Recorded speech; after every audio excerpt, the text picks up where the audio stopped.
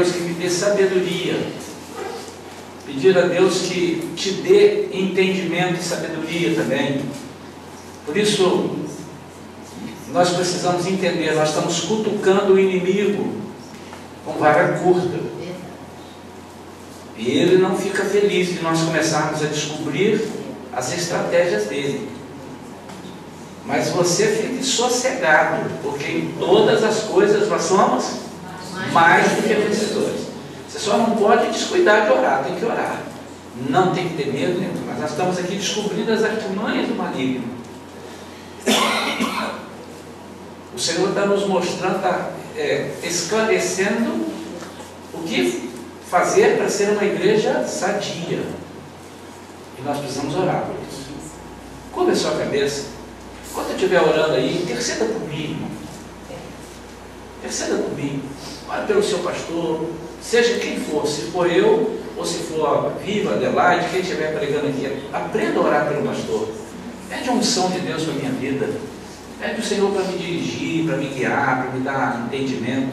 Vamos, interceda por mim aí agora, amado e amada. Pai querido,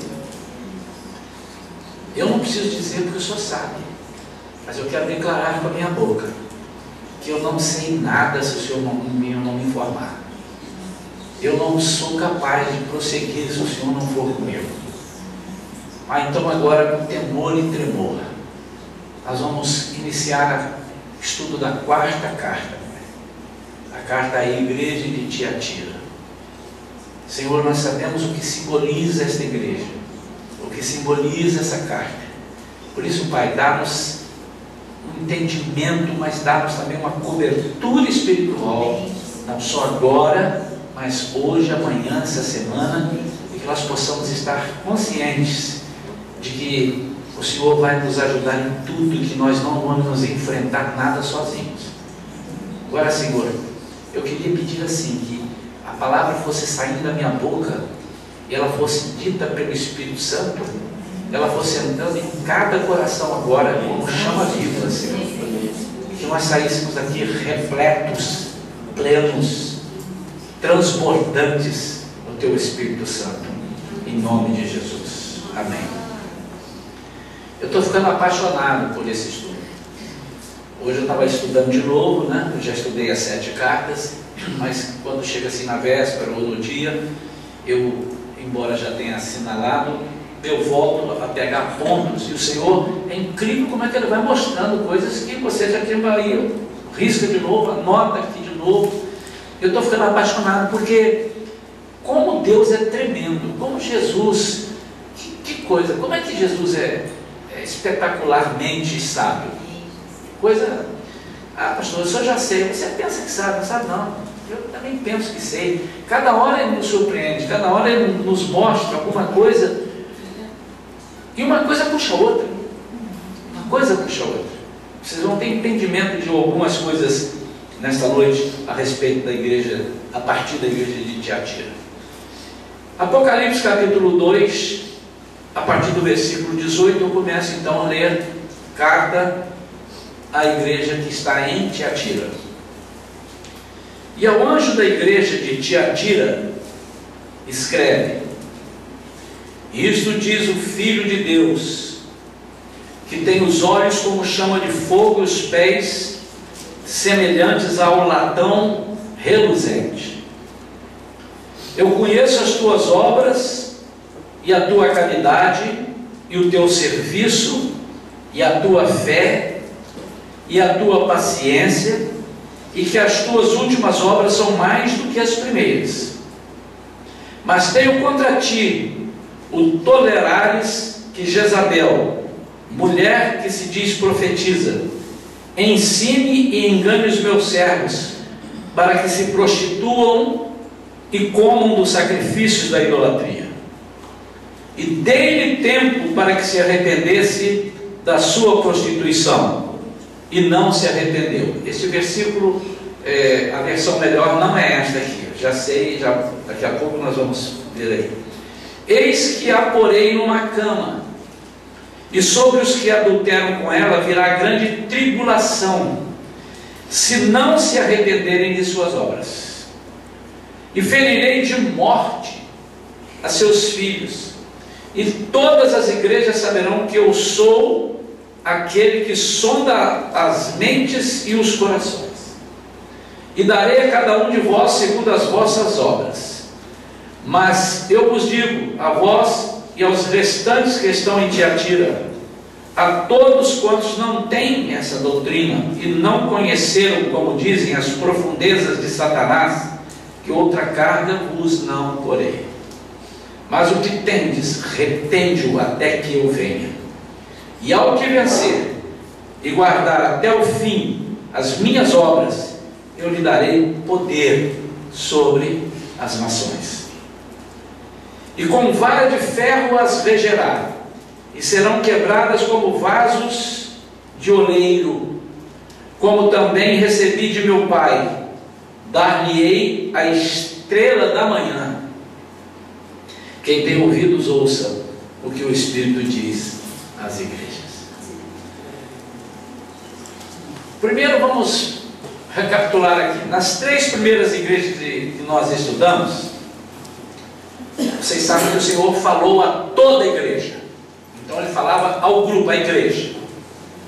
Então ele falou à igreja como um todo. Então o apelo para ouvir o que o Espírito Santo diz às igrejas é feito antes da promessa do vencedor. Vocês podem conferir as 3 primeiras igrejas, ele disse isso.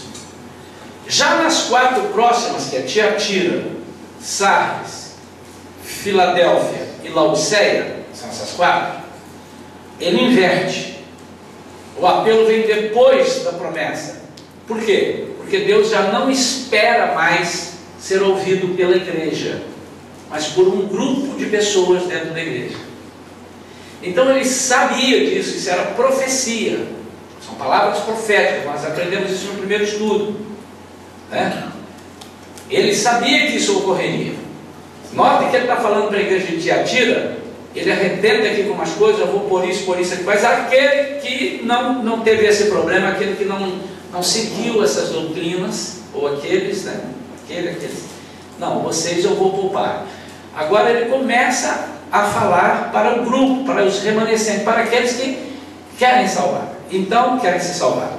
Primeira coisa que nós observamos aqui é que mais uma vez fica evidente a mistura do joio e do trigo dentro da igreja. Irmãos, nós não temos que nos surpreender com isso. A gente já sabia, e agora com esse estudo a gente já vai ter isso bem patente dentro de nós.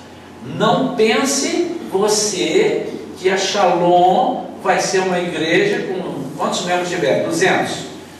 200 membros, do 1 ao 200, que não se desviaram.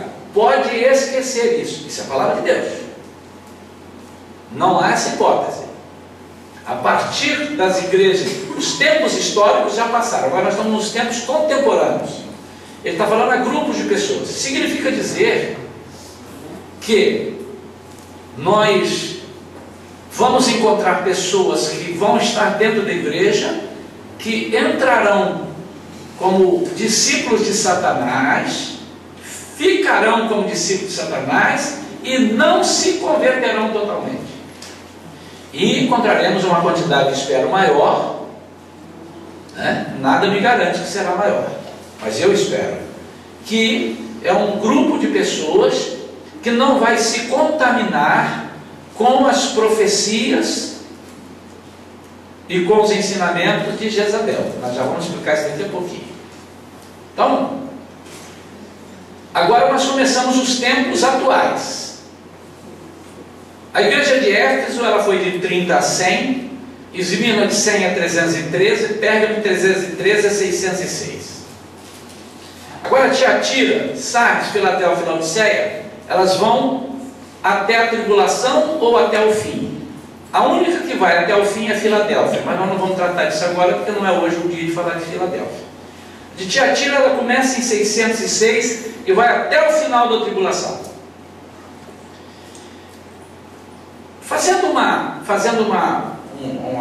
E toda carta que a gente for estudar, a gente tem que pegar as outras 3, as outras 4, as outras 5 e mostrando isso para que os irmãos guardem bem. Nós estudamos a igreja de Éfeso, vamos lá, igreja de Esmirna e depois a de Pérgamo. Qual era o problema que Jesus identifica na igreja de Éfeso? Qual era o problema? Abandonou o primeiro amor. E tem mais uma coisa, as obras. Vamos guardar obras, porque tem diferença das obras com as doutrinas, né? Elas já vão entrar já. Obras dos Nicolaitas. Muito bem? A segunda igreja foi qual? A igreja de Esmirna. O que Jesus faz com essa igreja? Ele é como se ele tivesse acendido a chama novamente do primeiro amor, para que a igreja não se perdesse. Era uma igreja que não tinha desvio, mas ela estava atacada de todos os lados. De uns lados, os romanos, do outro lado, os judeus. É a igreja chamada igreja da tribulação. Então, irmãos, é um símbolo de igreja de Cristo. Não tenha igreja de tribulação, de perseguição, não tenha dúvida. Se você quer ser uma igreja genuína, se prepare para ser perseguido, se prepare para sofrer tribulação. São coisas que às vezes entram assim subliminarmente, entram discretamente, e nós temos que ver quase tudo, não vou dizer tudo, né, mas quase tudo na nossa vida espiritual é perseguição, tudo. Nós temos que entender isso, senão nós perdemos mole para o diabo. A terceira igreja, a igreja de Pérgamo. Qual foi o problema da igreja de Pérgamo? Qual foi o problema? O que Jesus disse? Hein? Faltou essa aula, né? Mas é fácil demais. Então vamos explicar para o nosso irmão JB e Elka Leite. Tem a Cláudia Leite ou Cláudia... Como é que é o seu nome? Summer. Ou Cláudia Summer ou Elka Leite. Vamos relembrar para eles lá. Então, qual é o problema de Pérgamo, queridos? Hein? O que entrou na igreja de Pérgamo? Não estão entendendo. Hein? Antes do ensinamento de Balaão, vamos dizer, o resumo geral da igreja de Pérgamo é o que é? O que foi entrando? Pode falar, meu. O que entrou na igreja de Pérgamo? Entrou idolatria, paganismo. A imoralidade. A imoralidade por causa da doutrina de Balaão, dos ensinamentos de Balaão. Balaão não está aqui. Balaão está lá no Antigo Testamento. Qual era? A cidade de Pérgamo tinha um trono de Zeus. São céu de Deus. Abençoado, viu, meu irmão? Vou orar por você mais vezes. Afinal. Lembrando, queridos, aqueles que não vieram a essa aula, não puderam estar, que ele fala aqui das doutrinas de Balaão, mas Balaão não está aqui, então ele está falando de um sistema. Assim como quando ele vai falar de Jezabel aqui, pode ser até por coincidência que houvesse uma mulher lá chamada Jezabel, mas ele não estava referindo. Primeiro que não pode ser essa Jezabel lá de 1 Reis, de jeito nenhum, porque ela teria quantos mil anos? Não é verdade? Mas é o sistema, a doutrina, e que permanece até hoje. Por isso que você percebe que essas coisas estão infiltradas hoje dentro da igreja. As doutrinas de Jezabel, dos Nicolaitas, então elas estão aqui até hoje. Então, de Balaão, é que Balaão, atendendo um pedido de Balaque, para que amaldiçoasse o povo de Israel que estava vindo e acampou-se diante de Moabe, ele ficou apavorado. Balaque chamou o profeta Balaão para profetizar contra, mas ele não conseguia profetizar contra, porque quando ele ia falar, Deus mudava o negócio, ele falava a favor, até que ele deu um jeito de dar uns conselhos. A gente sabe que Deus conselha, não tem isso narrado, mas tem servos de Deus em outros livros falando o que foi que aconteceu, que por influência de Balaão, aquele povo pecou. É como se Balaão chegasse a dizer assim: cara, olha só, eu tenho uma coisa para te dizer, você não vai conseguir profetizar contra esse povo. E está dizendo para nós, não adianta você profetizar maldição contra o JB, contra o Newton, porque não vai pegar, eles são servos de Deus e maldição sobre ele não vai pegar. Mas eu tenho um jeito, vamos induzi-los a pecar. Então eles foram lá e falaram: levam muita mulher bonita, espalhem no meio desse povo, essas moabitas bonitas, top models aí, eles vão ficar malucos com essas top models. E aí foi o que aconteceu. Além de se prostituírem, o povo de Moabe introduziu idolatria e adoração e oferecimento a falsos deuses. Porque ele disse assim: quando fizer isso, o Deus deles é justo. Deus é, Balaão falando, e Deus não vai permitir. E aí você não vai precisar fazer nada, Deus mesmo vai fazer. Então, amados, olha como é que a palavra de Deus. Eu até quero voltar a isso aqui, porque agora eu estou me lembrando um negocinho aqui para colocar para os irmãos como alerta. Olha como é que. Vamos supor que isso aconteça hoje. Eu quero profetizar contra o senhor Nilton, não consigo. Quero profetizar contra a Beth, não consigo. Contra a Alexandra. Então, eu falo assim: mas eu sei que o Deus deles é um Deus justo. Aí, eu vou lá, mais ou menos, olha, essa história se repete, Adão e Eva. Eu vou lá e dou uma induzida para que eles peguem. Eu estudo o que é que vai fazer a cabeça do Nilton, da Beth, da Alexandra, e eu desculpa o ponto fraco deles e boto em cima da mesa. Aí eles entram e caem de bandeja. Quando eles caem, eles não têm nenhum direito de falar com Deus assim: mas o Senhor, eu sou o olha, fulano me fez isso, olha o que ele colocou. E o Senhor vai dizer assim: mas está na palavra. Eu não posso, eu sei que maldição contra você não pegaria, eu estava te protegendo, mas quando você saiu da palavra não pode fazer nada. Está na palavra. E você não pode ser poupado pelas coisas que você fez por mim, pelos anos que você foi usado. O pastor Caio Fábio, quando teve aquele problema, ele mesmo escreveu uma carta. Eu não estou aqui criticando, embora eu prefira hoje não ler mais nada que ele escreve, ele está profundamente aborrecido, né? Então eu prefiro não ler. Mas ele lá tem as suas razões, eu não quero julgá-lo também não. Há as suas razões. Mas ele escreveu uma carta dizendo, as pessoas falam: mas como pode acontecer? Como pode? Eu sou tratado como todos os outros. Eu sou homem e eu pequei, eu sou pecador. E Deus não livra porque eu trouxe 200, 500, 1.000, 2.000, 100 milhões de pessoas para Ele. Ele não vai me dar um tratamento separado. Então, irmãos, nós temos que ter muito cuidado, porque o diabo vai colocar perto de você alguma influência negativa e você não pode cair de bobo. Você não pode. E isso aí eu não estou falando em adultério só. Eu não estou falando em roubo. Eu estou falando em intrigas. Estou falando em fofocas.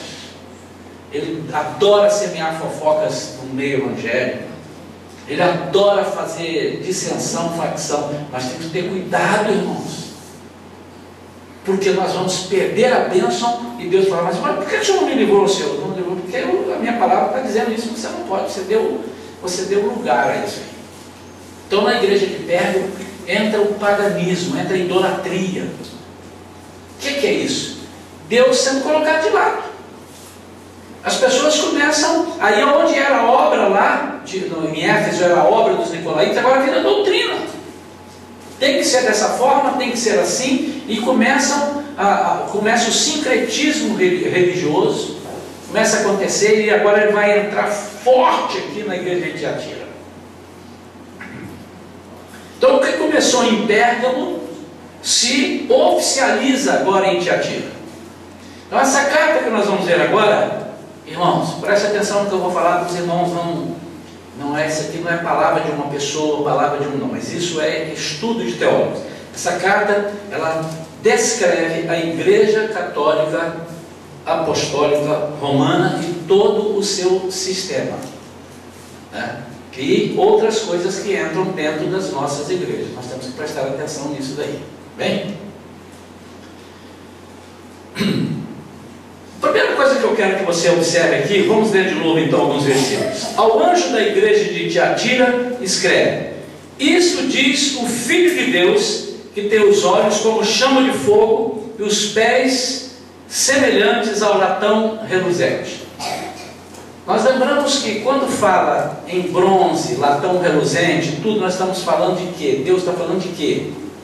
De justiça, julgamento.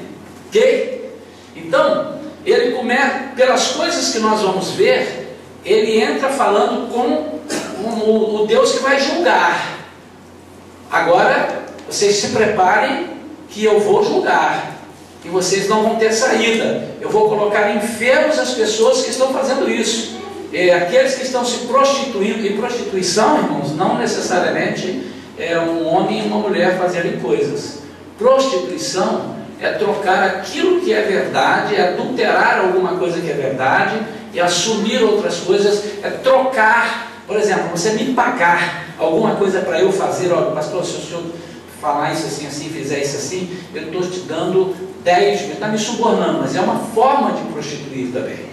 Isso é encarado assim, isso é cuidado, porque às vezes nós, não, nunca vou ter nenhuma mulher além da minha, nunca vou ter nenhum homem além do meu, mas você pode estar, o diabo sabe onde é seu ponto fraco, e você pode estar entrando por outro caminho. O que é que significa Tiatira? Presta atenção. Tiatira significa sacrifícios intermináveis. Sacrifícios intermináveis. Então, o que essa igreja vai começar a fazer e ensinar e induzir ao povo? Que até o fim da sua vida você precisa fazer sacrifícios. Isso bate com a Bíblia, irmãos? Fecha com a Bíblia isso? Não, não fecha. O que nós aprendemos? Abra em Hebreus capítulo 10. Hebreus capítulo 10. Rapidinho. Hebreus capítulo 10. Vamos ler do 14 ao 17 com a voz bem audível e pausada. Que é para todos os irmãos ouvirem o que está sendo lido. Porque com uma só oração efetuou para sempre os que são santificados. E também o Espírito Santo nos testifica, porque depois de haver dito, este é o concerto que farei com eles depois daqueles dias, diz o Senhor. Porei as minhas leis em seu coração e as escreverei em seus entendimentos. Acrescenta, e jamais me lembrarei de seus pecados e de suas iniquidades. Ora, onde há remissão destes, não há mais oração pelo pecado ou sacrifício. Então o que eles estão fazendo aqui? Eles estão anulando o sacrifício de Jesus. Porque quando eu digo que os meus sacrifícios precisam ser intermináveis, ou seja, que todo tempo eu preciso oferecer vela para isso, preciso matar isso por aquilo, eu preciso andar de joelho até não sei aonde, para que Jesus me perdoe, eu não termino com os sacrifícios, eu anulo o sacrifício de Jesus, né? Então por várias vezes nós vamos perceber eles deixando Jesus de lado e se apegando a coisas, eles deixando o Criador e se apegando a criaturas, coisas que Deus criou. Jesus nos oferece uma única oferta, é a única oferta, você não precisa fazer mais. Se eu tiro isto, se eu tiro Jesus, eu anulo o sacrifício do Calvário, eu anulo o papel de Jesus. Agora você vai entender um negócio. Quando Jesus é descrito no capítulo 1, ele começa, primeiro capítulo 1, vocês estão lembrando, fala só de Jesus, amém, amados? No 2 em diante, começa do 2 ao 3, fala sobre as igrejas, fala do tempo de agora, né? E do 4 em diante, capítulo 4, fala de quê? Das coisas que virão, certo? Capítulo 4, se você ler na sua casa, você vai ver que depois disso, no capítulo 4, Deus chama João e diz assim, agora vem aqui que eu vou te mostrar. Ele sobe ao céu e vai ver tete a tete o que vai acontecer. Negócio de doido, negócio de doido. Mas você vai prestar atenção no negócio agora. É que no capítulo 1, deixa eu falar melhor. Para cada igreja, não é assim que eu quero dizer. No capítulo 1, ele se descreve com vários títulos. E para cada igreja ele usa um determinado título de acordo com o que ele quer fazer com aquela igreja. Certo? Nesta igreja aqui, ele diz que vai julgar, mas tem uma coisa que ele fala antes e que não está lá no capítulo 1. Sabe o que é? Vamos lá? E ao anjo da igreja de Tiatira escreve, 2 pontos. Isto diz o Filho de Deus. Já tinha percebido isso? Filho de Deus. O que ele está dizendo aqui? Esqueça Maria. Que era filho de Deus, dos Zeus lá, Apolo. Esqueça isso aqui é assim que vocês estão trazendo no altar e pôr na mão. Aqui é o Filho de Deus. Alô, eu sou o Filho. Eu sou o Filho. Vocês estão me trocando. Maria, mãe de Deus. Onde é que você ouviu dizer que Maria é mãe de Deus? Isso ainda não tinha acontecido, irmãos. Isso ainda não tinha acontecido. Nós vimos na igreja de Pérgamo, o ano que isso aconteceu, que eles consagram Maria, e eles dizem depois que Maria é isso, Maria é aquilo. As profecias dadas a João foi no ano 95, 96. Nós estamos em 606. E ele está dizendo isso hoje às igrejas, normalmente católicas, mas também há muitas igrejas evangélicas, irmãos, que não creem que Jesus é a pessoa que resolve, que Jesus é o que cura, que Jesus é o que liberta. Nós estamos arranjando, às vezes nós temos que ter cuidado, irmãos, com as campanhas que nós fazemos, com quanto Deus vai fazer loucas as coisas para confundir as sábias. E Adelaide colocou numa das lições aqui, e está na Bíblia, que os lenços de Paulo e os aventais eram levados, as pessoas eram curadas, porque havia um propósito. Mas cuidado para você levar meu lenço por aí. Primeiro que eu vou ficar sem lenço, né? E sem documento. Cuidado. Ou levar o lenço, senão vamos comprar agora 100 mil toalhas e vamos consagrar as 100 mil toalhas. A não ser que Deus tenha falado isso de uma forma muito profunda. Eu tenho muito, irmãos, eu tenho muito medo quando as pessoas dizem assim, Deus falou para eu fazer. Se Deus falar, eu vou fazer. Eu quero te perguntar, como é que Deus fala contigo, irmão? Você tem certeza? Dado em colocar na sua boca palavras que Deus não colocou. Dado você dizer que Deus mandou aquilo que você não mandou. Então, olha o que vai acontecendo aqui. Tiatira, que significa sacrifícios intermináveis, começa em contraste com o que a Bíblia ensina no Novo Testamento, que Jesus é o sacrifício vivo, único, suficiente e acabou, e você não precisa mais fazer nada. Quem ler Hebreus 10, de 14 a 17, qualquer católico que ler, irmãos, você precisa ter essa sabedoria de Deus, para falar com muito jeitinho, mas unção, ele não pode continuar cego, não é possível que ele não compreenda isso daqui. Então ele não acredita na Bíblia, e se ele não acredita para aqui, ele também não acredita para outra coisa. De propósito, eu li o Salmo 135 para abrir o nosso culto. O que diz ali? As pessoas que pegam os ídolos, que tem boca, mas não falam, ídolos que têm braços, mas não tocam, mãos, tem nariz, mas não cheira, tem olhos, mas não enxerga, tem ouvidos e não ouve. São coisas que foram feitas por mãos de homens. O Filho de Deus está sendo colocado de lado.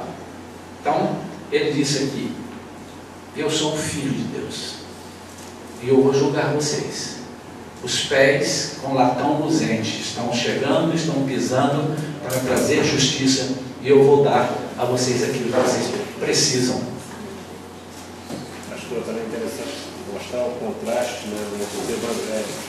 O contraste dos evangelhos. Nos evangelhos, Jesus é apresentado como filho do homem. Aqui ele já fala claramente é o filho de Deus.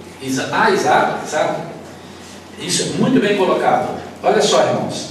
Ele aqui, quando ele se apresenta como filho de Deus, ele está encerrando qualquer tipo de discussão, de dizer assim, tem mais um ou tem mais outro, se eu sou o único. É Deus e o Filho. Deus não tem, ele não é um filho de Deus, ele é o Filho de Deus. Não tem lugar para Maria, não tem lugar para São Sebastião, para São João, para Santa Rita. Nós não temos, não há essa hipótese, irmãos, nós não temos nada contra. Eu vou repetir aqui, né? Maria foi uma mulher abençoadíssima, digna.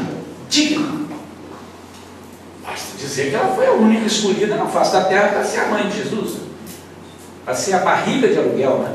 Ela só foi a barriga de aluguel, mas ela foi digna. Ela não era qualquer pessoa, amém? Alto lá, Não fale mal de Maria. Agora, não obedeça a Maria, porque ela também, tanto quanto os outros, ela teve seus problemas. Ela era uma mulher pecadora. Todos pecaram e destituídos estão da glória de Deus. Aconteceu um lance que a Vera me contou sobre o Bernardo esses dias. Diz que ele estava indo para a escola e você tinha dito para ele não levar a bola, isso? Acho que era bola, alguma coisa. Aí, de repente, ele disfarçou, foi lá, estava pegando a bola, e a Giovana, que estava perto, falou assim: não pode levar, que sua mãe disse que não pode. E ele estava de maneira perto, a Bíblia chegou, e ele disse assim... Não, aí eu ouvi a Giovana falando: não pode botar a bola na mochila. Aí eu voltei, ele estava fechando a mochila. Aí eu falei: o que você tem dentro dessa mochila? Aí ele disse assim: eu não estou levando minha bola dentro da mochila. Aí eu falei: então abre que eu quero ver. Aí abriu a bola, estava lá dentro. Eu falei: então por que você mentiu para mim? Eu só estou botando ela na minha mochila só um pouquinho, mas eu já vou tirar. Aí eu falei assim: você está mentindo para mim. Mentira é feio, mentira do diabo. Mas não gosto pra mim. Mamãe, eu estou falando a verdade, eu vou tirar. Ó, tirei. Aí tirou a bola.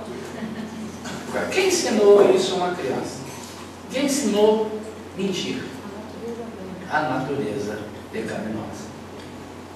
Então, até lá, 1 ano, então ele não sabe nada. Quando ele começa a falar, ele começa a pegar as coisas. Agora, ele deve ter ouvido alguém falar isso na escola, em algum lugar. Ele falou: dá o meu jeitinho.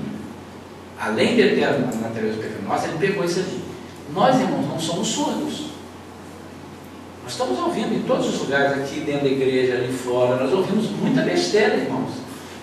Ouvimos palavrões, as mulheres ouvem cantadas, os homens ouvem propostas para trabalho, propostas indecentes, de alguma coisa para você negar o nome de Jesus. Mas você aceita se você quiser. Você pode. Agora, você precisa atender o seguinte: você vai ter que conviver com isso até Jesus voltar para te buscar. Porque o joio só vai sair quando Jesus voltar. E ele é quem vai tirar. Os anjos vão vir ajudando, ele vai se separando, e o joio do trigo, ele que vai fazer. Então, meu irmão, pare de pensar que você vai conseguir tirar todos. E a mesma coisa, nós não vamos conseguir converter todo mundo, irmãos. Jesus quer converter todo mundo, mas ele sabe que não conseguirão todos entrar no céu. Então, às vezes, nós estamos indo na contramão de Deus. Deus quer tratar com uma pessoa e a gente está interferindo. Vamos lá, vamos continuar. Como eu disse, de Tiatira em diante, também a gente vê a divisão na qual Jesus não passa mais a falar à igreja como um todo, mas apenas com os remanescentes, né? Jesus vai falando aos grupos. E ele passa então a falar somente com os vencedores. Mais ou menos isso que eu estou dizendo aqui. Aqui nós temos um grupo e vamos supor que desse grupo aqui 5 não são vencedores. Todos vão escutar, mas ele está se dirigindo aos vencedores. Às vezes nós temos o hábito, irmãos, de ficarmos murmurando: mas não sei o que vai acontecer. Se você ler Malaquias, lê Malaquias capítulo, porque Malaquias você só lembra quando fala do dízimo, né? Mas lê Malaquias capítulo 1, 2, 3, 4, vê o que acontece ali. Se você ler direitinho ali, a palavra de Deus dando um alento àqueles que são... Vale a pena, irmãos. Eu acho que eu vou até ler, irmãos. Estou sentindo de Deus de ver. O estudo não tem pressa para acabar. Se Deus me mostrou isso aqui, é porque tem alguma razão, tem não? Vamos lá.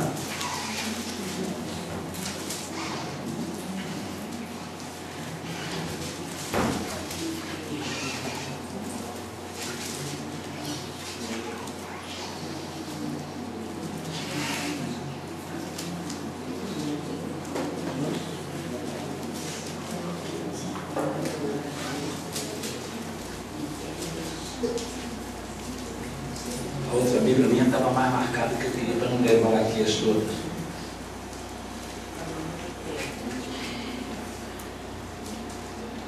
falando daqueles que, às vezes, as pessoas... por que fulano é bem sucedido, não sei o quê, por que eu fiz que... Aqui.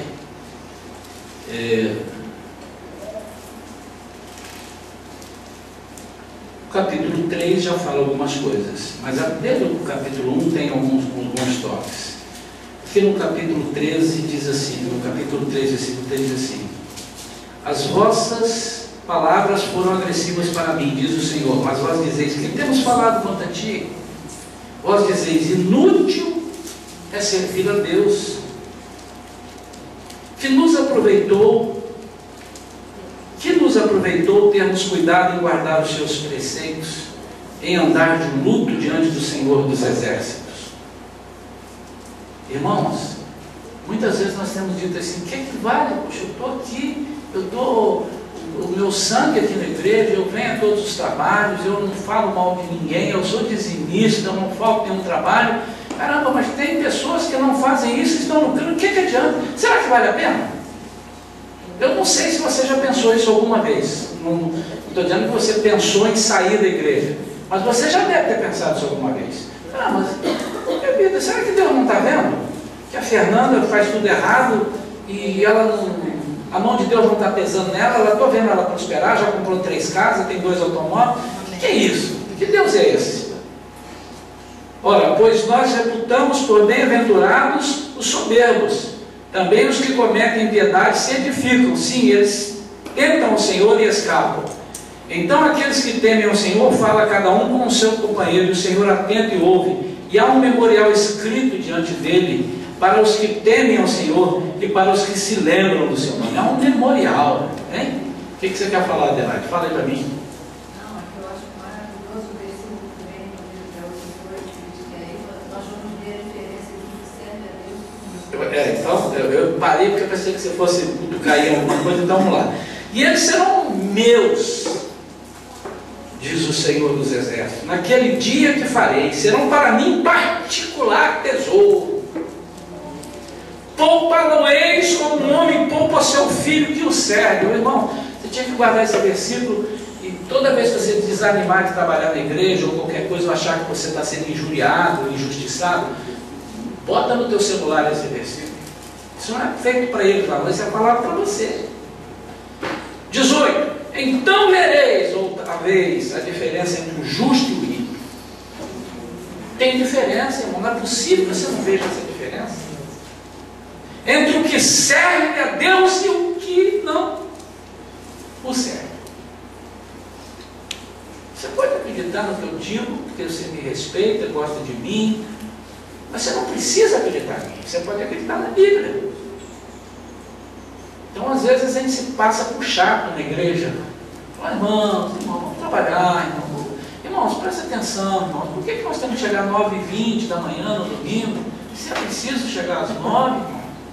Por que nós não marcamos a reunião de oração e vem 10, podem vir 20, irmãos? Por que, irmãos? Vocês estão pensando o quê? Vocês estão me afetando, ou afetando quem está falando, o líder de oração, o líder, o professor da... Mas, irmãos, a Adelaide um dia estava tristinha ali, ela não disse, não, mas eu vi que ela preparou uma lição sobre o Espírito Santo. Tinha 3 alunos, na classe dela 18, 15 matriculados. A gente fica triste, irmãos. Então ela não fala, bom, agora fizemos uma com a Adelaide, mas vamos na classe dela, ela vai se dar mal. De quê? De nada, nada contra ela, nada a favor, muito antes pelo contrário. O que é dela é dela. Mas o que a gente fica triste é que você às vezes não consegue entender. Então, tem uma... Vamos ler de novo? Então vereis outra vez a diferença entre o justo e o ímpio. Entre o que serve a Deus e o que não o serve. Tem diferença. Vamos continuar.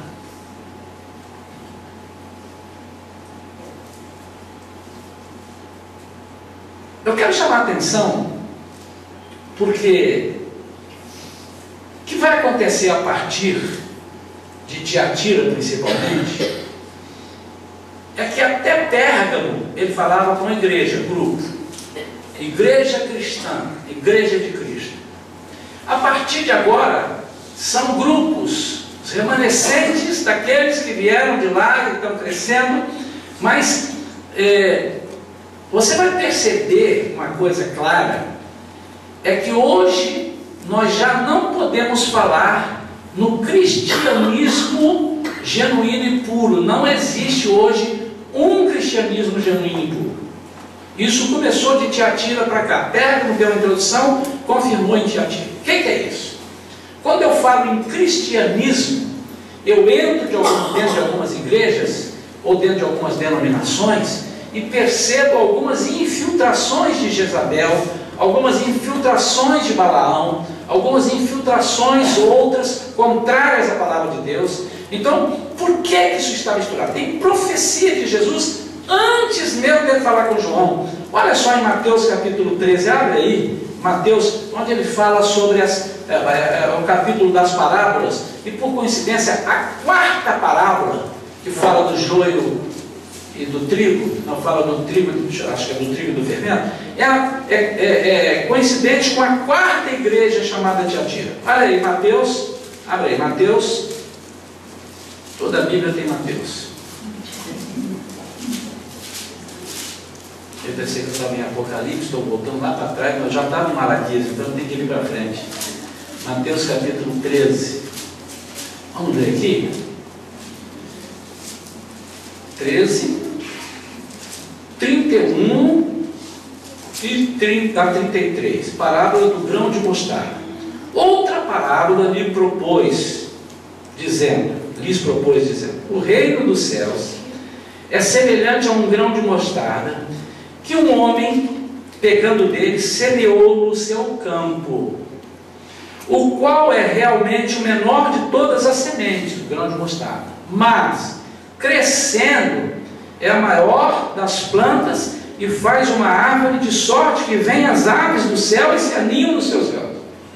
O que é que ele está falando do grão de mostarda? O grão de mostarda representa as coisas de Deus. O povo de Deus é um povo pequeno, é o menor povo, mas que com o poder de Deus sobre a vida do crente, sobre aquilo que Deus faz, aquilo cresce de uma maneira tão grande.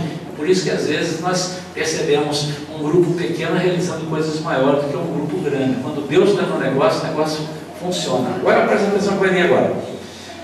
Outra parábola, vai terminar aqui no 33, ele disse: o reino dos céus é semelhante ao fermento que uma mulher toma e introduz em 3 medidas de farinha até que tudo esteja levedado.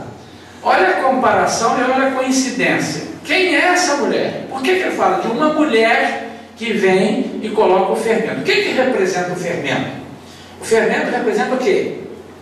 O pecado, o mal, as coisas ruins, tudo aquilo que pode estragar o grão de mostarda, que pode estragar o povo de Deus, não é? Então esse fermento, ele diz que quem traz, olha a coincidência, quem traz esse fermento é uma mulher. E na quarta carta, quem é que vai estragar praticamente a igreja de Tiatira? Uma mulher, Jezabel. Não a mulher que está lá necessariamente, vou repetir, pode por coincidência ter uma mulher lá chamada Jezabel naquela época, não é verdade? Pode ter, mas ele está falando da doutrina. Nunca se esqueça disso. Assim como quando ele falou Balaão, ele estava falando do sistema de Balaão. Ele não está falando do Balaão que já tinha morrido há muito tempo também. Então, o joio mais o trigo é o resultado de quê? Do sincretismo religioso. Quem traz o sincretismo para a igreja é o joio.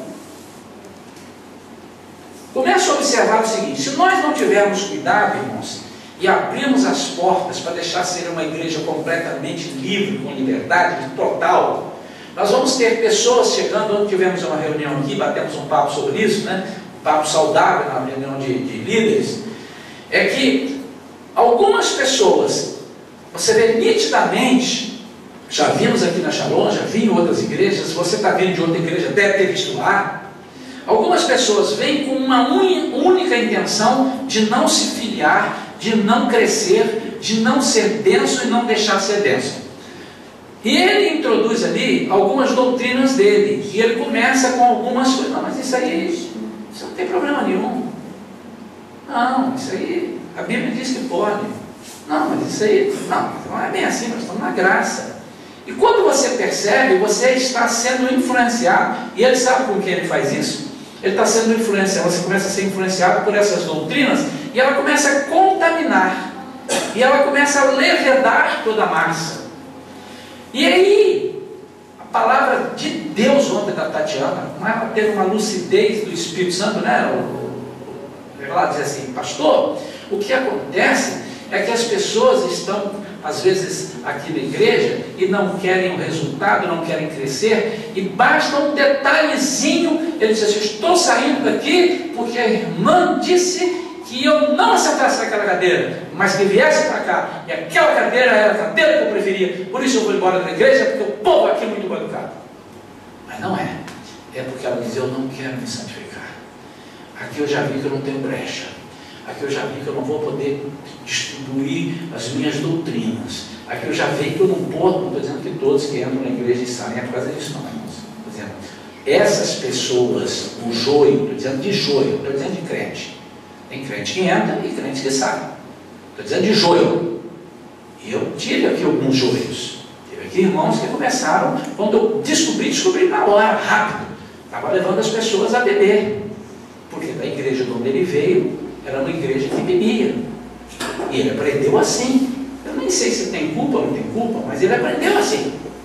E ele começou, porque lá, o pastor falou, porque o pastor também bebia. E, você imagina, se eu bebo, como é que eu vou pregar contra a bebida? Se eu não dou dízimo, como é que eu vou falar a favor do dízimo? Se eu gosto de adulterar, como é que eu vou pregar? Minhas mensagens não serão nunca assim. Você pode ter certeza que a minha mensagem, Jesus é bom, Jesus é maravilhoso, você é mais do que vencedor, levanta e proclama a vitória, não pisa na cabeça do diabo, e não sei, a minha lista só vai ser esse tipo de mensagem. Então o joio mais o trigo é que o resultado disso é o sincretismo. Quando você percebe, você começa a achar que é normal, porque o irmão canta, o irmão levanta a mão, o irmão dá um dízimo às vezes, e às vezes dá maior do que o outro, e às vezes porque dá um dízimo maior, ele quer te convencer de algumas coisas, e começa a dizer, não, mas não é por aí não, pastor, peraí, não vamos fazer. Quando você percebe, você perdeu as rédeas da igreja. Você perdeu. Mas isso existe, meu irmão, existe. Nós temos que ter cuidado com isso. Agora olha, presta atenção. Olha o versículo 26 que diz aqui.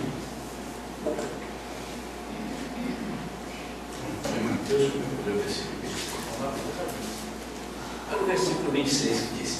E ao que vencer e guardar, repete, continua para a minha frase, por favor. Até o fim. Até quando? Até o fim. Nas outras cartas ele não diz isso. Para trás ele não diz isso.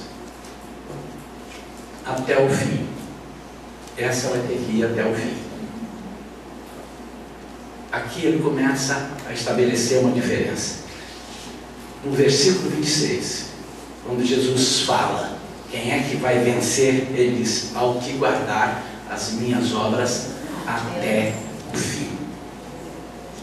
De Tiatira em diante, irmãos, somente um pequeno grupo. De Tiatira em grande, e hoje nós estamos nesse em diante, só um pequeno grupo é que vai receber, que vai ser chamada a verdadeira igreja. Infelizmente, não será. Eu não estou aqui para julgar, mas eu posso dizer, baseado na palavra de Deus, que dos 110 membros efetivos, tem mais pessoas, mas efetivos da Shalom, ela me garante que muito dificilmente os 110 subirão. É isso que ela está dizendo. A não ser que você mude as coisas. A não ser que você, porque essa palavra aqui é para todas as igrejas. Onde é que você quer ficar agora? Você quer ficar no grupo que fica ou no grupo que vai? Então você tem que abrir mão de todas as doutrinas que o joio está tentando colocar dentro de nós. Versículo 18, olha aqui. Versículo 18. Isto diz o Filho de Deus, que tem os olhos como chão de fogo e os pés semelhantes a latão reluzente. Então, o Filho de Deus foi inserido aqui juntamente com latão, porque ele é a única pessoa que pode julgar, e o latão luzente, ou reluzente, ou cobre, a gente já disse que aqui é. Ele é a única pessoa que pode julgar e que vai julgar a sua igreja. E ele vai julgar de uma forma terrível. E ele profetiza aqui o que vai acontecer com as pessoas que estão seguindo as outras doutrinas. Nós vamos ver aqui agora. Quer ver? Eu quero chamar a atenção aqui. Abra em 1 Timóteo 2,5, deixa aberto aí. 1 Timóteo 2,5, segura aí um pouquinho.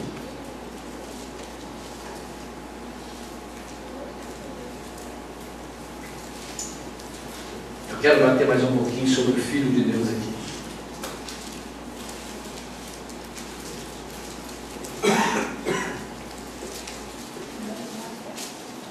Primeiro Timóteo 2,5. É um versículo muito conhecido.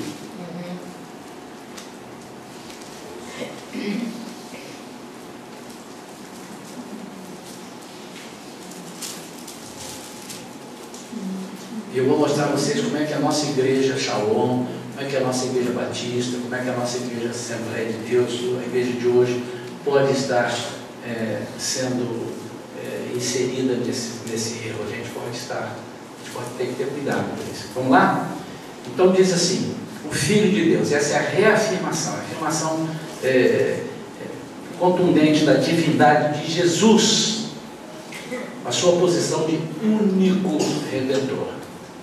Há somente um mediador, somente um. Leia aí, 1 Timóteo 2,5. Porquanto há um só Deus e um só mediador entre Deus e os homens, Cristo Jesus, homem. Então, meu irmão, qualquer católico que vier conversar com você e disser a você o que alguns me dizem, mas pastor, nós somos servos de Deus, nós sabemos que Jesus é tudo isso, mas nós só respeitamos, nós temos uma admiração muito grande por Maria. Nós falamos com ela em respeito. Teve uma católica que me disse assim, eu peço a Maria porque Jesus é muito ocupado. Falou mesmo, estou falando diante de Deus. E Maria vai dar uma força, vai dar uma ajuda. Hein? É a mãe. O que a mãe pede, o filho faz. Você, imagine, meu filho, se me pedir uma coisa, se eu pedir ao meu filho vai fazer. Então, irmãos, nós não podemos cair nessa esparrela. Nós não podemos, isso são doutrinas. Deus tem os seus ministros dos santos para ajudar. Ele não pode atender a tudo que ele pode ter que ajudar. E onde é que ele está entortando a palavra aí, Adelaide? Deus tem ministradores. Quem são os ministradores de Deus? São os santos? São os anjos. Que também, por que eles são os anjos? Porque os anjos não recebem adoração, os santos já recebem. Eles acham que recebem. Não recebem nada porque o cara está até morto, nem sabe que está sendo adorado. Nessa altura, Maria não deve estar sabendo. Quando ele diz, Maria, eu pedi, aquele milagre que você fez para mim em 1975. Eu estava morta, como é que eu fiz? Ela vai tomar cada susto, ela vai rir. Ela vai, não acredito que vocês estão fazendo assim, gente, mas eu nunca fiz nada, eu estava morta. Então, o anjo não aceita, experimenta adorar um anjo. Se você perceber que tem um anjo, e já aconteceu isso na Bíblia, nós vamos, opa, não me adore, não, eu sou anjo. Adorar só a Deus. Cuidado que pode ser um anjo caído, né? Hein? Cuidado com a adoração. Pode ser um anjo caído. Eu queria que alguém contribuísse agora, perguntasse alguma coisa, eu ainda não terminei, vamos ver se a gente, não sei, acho que não vou conseguir terminar hoje, a gente pode falar sobre essa parte final aqui, que eu estou vendo que tem bastante coisa para a gente explorar, mas eu queria que os irmãos acrescentassem, falassem mais alguma coisa aí para mim, daquilo que você está pegando aí, você lê o texto, eu não quero entrar na parte das enfermidades agora, que nós vamos ver isso depois, mas eu queria que você me fizesse alguma pergunta, ou fizesse alguma pergunta, ou acrescentasse aí, simplesmente, tem alguma coisa que você precisa? Tem um paralelo também com Daniel, na estátua, o quarto império, que é o Império Romano, tem dedos de ferro com parte de barro. No versículo 27 fala: com certo de ferro regerá e reduzirá os pedaços como se fosse objeto de barro. Tem tudo a ver também. Mais uma comparação. O Império Romano também, a estátua é o quarto império. Exatamente.